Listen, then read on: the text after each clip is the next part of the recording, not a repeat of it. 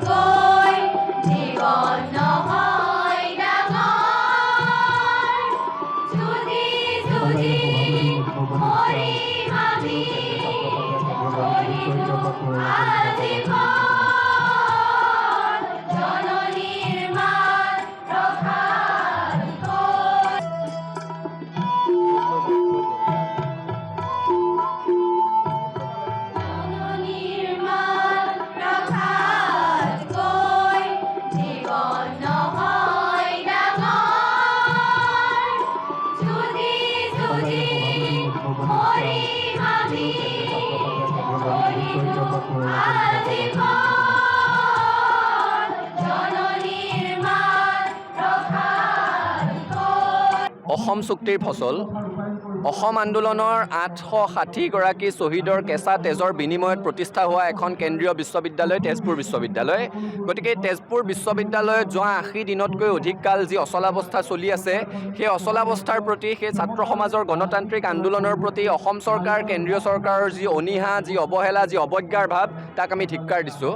এটা কথা স্পষ্ট যে কেন্দ্ৰীয় বিশ্ববিদ্যালয় হ'ল বুলিয়ে অসম চৰকাৰে দায়িত্ব এৰাই চলিব নোৱাৰিব। এইখন অসম চুক্তিৰ ফচল। অসমৰ মানুহৰ স্বাভিমান জড়িত হৈ আছে। দশক ধৰি তাত ছাত্ৰ সমাজৰ কণ্ঠক পদানত কৰি অহা হৈছিল। এতিয়া ছাত্ৰ সমাজে সেই কণ্ঠ ঘূৰাই পাইছে।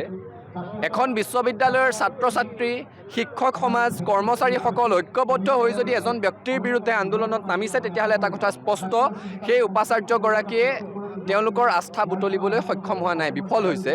সেই উপাচাৰ্যগৰাকীক তেজপুৰ বিশ্ববিদ্যালয়ৰ ছাত্ৰ সমাজ, শিক্ষক সমাজ, কৰ্মচাৰী সমাজে নিজৰ অভিভাৱক হিচাপে মানি ল'বলৈ অস্বীকাৰ কৰিছে। গতিকে এই উপাচাৰ্যগৰাকীয়ে আচলতে ন্যূনতম আত্মসন্মান বাকী থাকিলে নিজে পদত্যাগ কৰিব লাগে, কিন্তু নকৰিব। বোধহয় ৰাজনৈতিক আশীষধন্য। গতিকে চৰকাৰৰ এই দায়িত্ব যে তাত অচলাৱস্থা দূৰ কৰিব লাগে, এই উপাচাৰ্যগৰাকীৰ বিৰুদ্ধে বিহিত ব্যৱস্থা ল'ব লাগে, আৰু তেওঁৰ বিৰুদ্ধে যি দুৰ্নীতি, অনিয়মৰ ৰাজহুৱা অভিযোগ উত্থাপন হৈছে, তাৰ উচ্চস্তৰীয় নিৰপেক্ষ তদন্ত হ'ব লাগে। ছাত্ৰ সন্থাৰ তৰফৰ পৰা আমি তেজপুৰ বিশ্ববিদ্যালয়ত আন্দোলন কৰি থকা ছাত্ৰ ছাত্ৰী, শিক্ষক সমাজ, কৰ্মচাৰী সমাজলৈ আমাৰ পূৰ্ণ সমৰ্থন ঘোষণা কৰিছোঁ। তেওঁলোকৰ দাবীসমূহৰ প্ৰতি আমাৰ সমৰ্থন আছে। চৰকাৰক দাবী জনাইছোঁ যে তেজপুৰ বিশ্ববিদ্যালয়ত চলি থকা অচলাৱস্থা দূৰ কৰি শৈক্ষিক পৰিৱেশ বাহাল ৰাখক।